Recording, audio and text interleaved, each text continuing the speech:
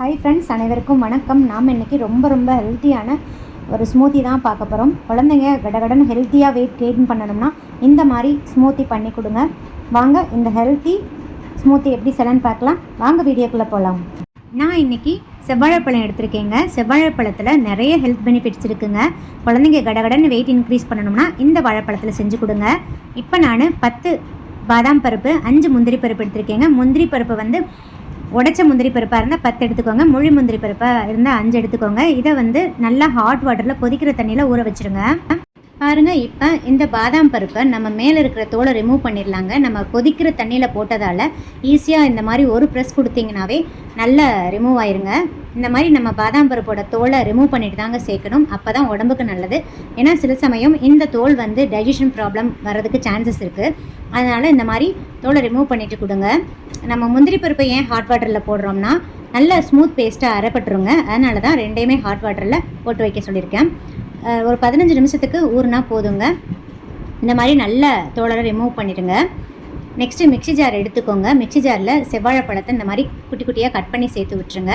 ஊற வச்சுருக்க நட்ஸை எல்லாம் சேர்த்து விட்டுடலாம். 1 டீஸ்பூன் ஏலக்காய் தூள் சேர்க்குறேங்க. ஃப்ளேவருக்காக தான் சேர்க்குறேன். 1.5 டேபிள் ஸ்பூன் நாட்டு சர்க்கரை சேர்க்குறேங்க. உங்களுக்கு வாழைப்பழத்தில் இருக்க தித்திப்பே போதும்னா நீங்கள் நாட்டு சர்க்கரையை அவாய்ட் பண்ணிக்கலாம். இப்போ 150 ml பால் எடுத்து வச்சுருக்கேங்க. நல்லா காய்ச்சி ஆற வச்ச ரூம் டெம்பரேச்சரில் இருக்கிற பால் தாங்க நான் இன்றைக்கி சேர்க்குறேன். உங்களுக்கு சில்லுன்னு பால் வேணும்னா நீங்கள் நல்லா காய்ச்சி ஆற வச்சுட்டு ஃப்ரிட்ஜில் வச்சு எடுத்துகிட்டு அதை கூட நீங்கள் சேர்த்துக்கலாங்க. சில குழந்தைங்களுக்கு ரொம்ப கோல்டாக இருக்கிற மில்க்கு சேராது. ஸோ அதை அவங்க அவாய்ட் பண்ணிக்கோங்க. நான் இன்றைக்கி ஐஸ்கிரீம் சேர்த்துக்கிறேங்க. ஐஸ்கிரீம் முழுக்க ஆப்ஷனல் தான். இன்றைக்கி நான் பட்டர்ஸ்காட்ச் ஃப்ளேவர் எடுத்திருக்கேன். 1.5 டேபிள் ஸ்பூன் ஐஸ்கிரீம் எடுத்துக்கிறேங்க. 150 ml பாலுக்கு 1.5 டேபிள் ஸ்பூன் ஐஸ்கிரீம் கரெக்டாக இருக்குங்க. இப்போ ஐஸ்கிரீமை சேர்த்துட்டு மிக்சியில் நல்லா 3 நிமிஷத்துக்கு நல்லா பீட் பண்ணி எடுத்துக்கோங்க. அப்போ தான் ஸ்மூத்தி ரொம்ப டேஸ்ட்டாக இருக்கும்.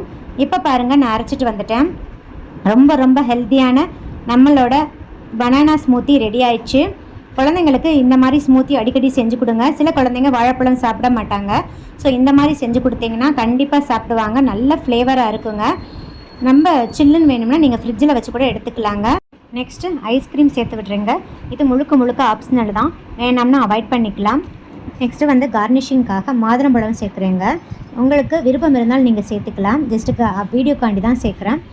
இந்த மாதிரி செஞ்சு கொடுத்தீங்கன்னா குழந்தைங்க நல்லா விரும்பி சாப்பிடுவாங்கங்க. வாழைப்பழமே சாப்பிடாத குழந்தைங்களுக்கு இந்த மாதிரி ஸ்மூத்தி அடிக்கடி செஞ்சு கொடுங்க. நல்லா ஹெல்த்தியாக கடகடன் வெயிட் கெயின் ஆவாங்க. இந்த வீடியோ பிடிச்சிருந்தால் லைக், ஷேர், கமெண்ட் பண்ணுங்கள். மறக்காமல் சப்ஸ்கிரைப் பண்ணுங்கள். பக்கத்தில் இருக்க பெல் ஐக்கானையும் கிளிக் பண்ண மறந்துடாதீங்க.